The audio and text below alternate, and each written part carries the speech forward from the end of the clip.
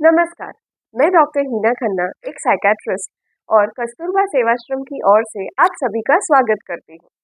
आज मैं आप सबसे एक बहुत ही ज़रूरी विषय पर बात करना चाहूँगी, मानसिक स्वास्थ्य यानी मेंटल हेल्थ। पहले समझते हैं कि मेंटल इलनेस या मानसिक बीमारी क्या है। ये एक ऐसी स्थिति है जब किसी व्यक्ति की सोच, व्यवहार और भावनाओं में परेशानी आ जाए। जिस तरह हमारी शारीरिक बीमारियों का इलाज होता है, वैसे ही मेडिकल साइंस के द्वारा मानसिक बीमारियों का भी इलाज संभव है।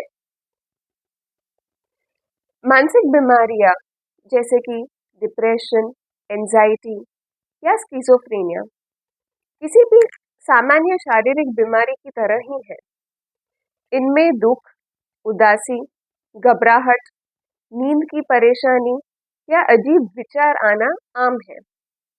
ये सब कमजोरी या पागलपन नहीं है, बल्कि दिमाग के केमिकल इम्बैलेंस या लाइफ के किसी स्ट्रेसफुल सिचुएशन यानी कि तनाव भरे हिस्सों के कारण ये तकलीफें होती हैं।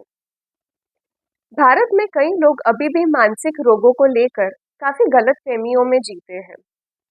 कई लोग सोचते हैं कि मानसिक रोग किसी बुरी आत्मा का साया है, नजर लगना है या फिर किसी का किया कराया है। दोस्तों, ये सब सिर्फ और सिर्फ गलत धारणाएं हैं। अपने देश में अक्सर लोग फेथ हीलर्स यानी कि तांत्रिक या साधु के पास जाते हैं।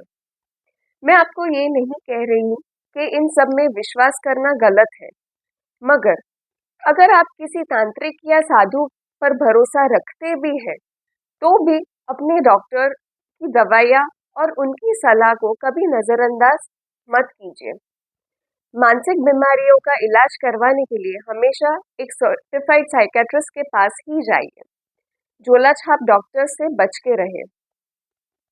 मानसिक रोगों का इलाज सिर्फ और सिर्फ ट्रेन्ड डॉक्टर्स के पास ही होना चाहिए। मानसिक रोग और एडिक्शन का इलाज में दवाइयाँ और काउंसलिंग दोनों जरूरी है।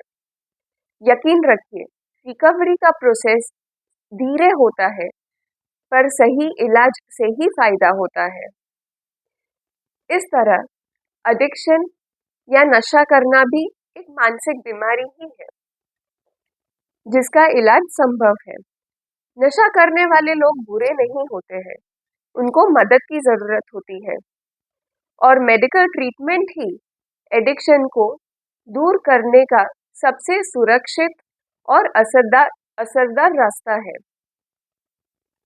तो अगर आप या आपका कोई भी परिवार का सदस्य मानसिक परेशानियों से गुजर रहा है, तो संकोच मत कीजिए।